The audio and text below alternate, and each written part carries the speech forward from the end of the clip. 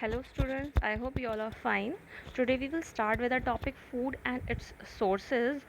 In previous class we study about plants as a source of food, and in this class we discuss animals as a source of food. Animal कैसे हमारा source of food है, इस बारे में हम इस chapter में पढ़ेंगे.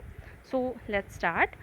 We get various type of food like milk, eggs, meat and honey from animals. हमें एनिमल से बहुत टाइप का फूड मिलता है, जैसे दूध, अंडा, मांस और शहद. ये सब हमें जानवरों से मिलता है. तो ठीक है. तो first milk. Milk producing animals are called milch animals. वो एनिमल्स जो हमें दूध देते हैं मिल्च एनिमल कहलाते हैं, जैसे काव, बफेलो, शीप, ओके, गोट. तो गाय, भैंस, बकरी, भीड़, ये सब हमें दूध देती है, तो इसको हम क्या बोलते हैं, इन सबको हम क्या बोलते हैं, मिल्च एनिमल्स बोलते हैं. ठीक है. It contains protein and calcium. इनके दूध में प्रोटीन और कैल्शियम होता है which are good for our health, जो हमारी हेल्थ के लिए बहुत अच्छा होता है. Many products are made of milk which are called dairy products. बहुत सारे प्रोडक्ट्स ऐसे होते हैं जो दूध से बने होते हैं, उनको हम क्या बोलते हैं, डेयरी प्रोडक्ट्स बोलते हैं, जो हम डेली लाइफ में यूज़ भी करते हैं, जैसे घी, बटर, चीज़, कर्ड, स्वीट्स, चीज़, कर्ड. कर्ड मीन्स दही, चीज़ मीन्स पनीर. ओके. तो ये सब हम डेली लाइफ में यूज़ करते हैं और इनको हम डेयरी प्रोडक्ट्स बोलते हैं. ठीक है. Cheese and curd act by the action of microorganism by the process of fermentation. Cheese और कर्ड जो है वो आपका माइक्रो ऑर्गेनिम्स के थ्रू बनता है, यानी कि इसमें छोटे छोटे कवक और जीवाणु होते हैं जो आपस में कुछ केमिकल रिएक्शंस के थ्रू बनते हैं. इसको हम इस प्रोसेस को हम फर्मेंटेशन कहते हैं. सॉरी, फर्मेंटेशन यहाँ से कट गया है, बट मैं आपको मुँह से बोल रही हूँ, आप ध्यान रखना कि इस प्रोसेस को क्या बोलते हैं, फर्मेंटेशन बोलते हैं. ठीक है. Next, meat. We eat the meat of animals such as chicken, goat, prawns, snails, fish, etc. जो मांसाहारी लोग होते हैं वो मीट खाते हैं, और बहुत सारे लोग बहुत सारी एनिमल्स का मीट खाते हैं, आप लोगों को पता ही होगा. जैसे चिकन है, गोट है, प्रॉन्स, स्नेल्स, ये कुछ आपकी सी एनिमल्स है, prawns and snails, fish. Okay. उसके अलावा चिकन, गोट है, और बहुत सारे एनिमल्स हैं जिनका मीट खाया जाता है. ओके.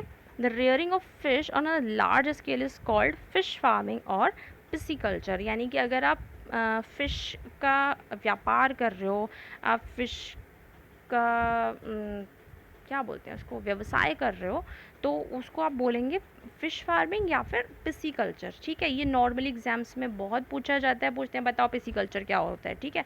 तो आप बताओगे कि जो फ़िश की खेती होती है उसे पिसिकल्चर कहते हैं. ठीक है. नेक्स्ट इज़ हनी, यानी कि शहद. शहद, Honey is produce by the honey बीज.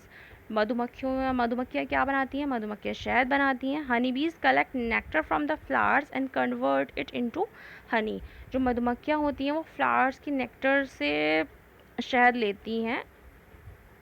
सॉरी, हनी बीज collect nectar from the flowers and convert it into Honey.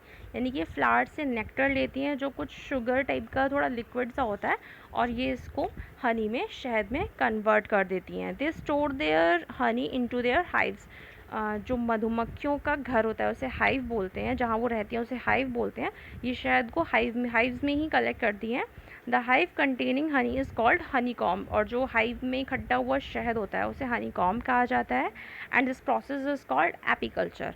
और इस पूरे प्रोसेस को, हनी कलेक्ट करने के प्रोसेस को एपीकल्चर कहते हैं. ठीक है. अब आपने ऊपर पढ़ा था फिश फार्मिंग को क्या कहेंगे, पिसिकल्चर, और ऐसे ही यहाँ पे कलेक्टिंग ऑफ हनी क्या कहलाएगा, एपीकल्चर. ठीक है. जब जो लोग शहद इकट्ठा, मधुमक्खियों का पालन करते हैं और उनसे शहद इकट्ठा करते हैं, उस पूरे व्यवसाय को, उस पूरे उसको प्रोसेस को कहते हैं हम apiculture. Okay. Next is eggs, यानी कि अंडे. It is a rich source of protein. Birds which produce eggs are referred to as poultry animals. ठीक है. एनिमल्स में बहुत ज़्यादा प्रोटीन होता है, और जो बर्ड्स एग्स देते हैं उनको हम पोल्ट्री एनिमल्स कहते हैं. Okay. Source of eggs are hens, birds, goose and ducks. अब ये आपको पता ही होगा, मुर्गी, चिड़िया, बतख, ये सब हमें अंडे देते हैं, है ना.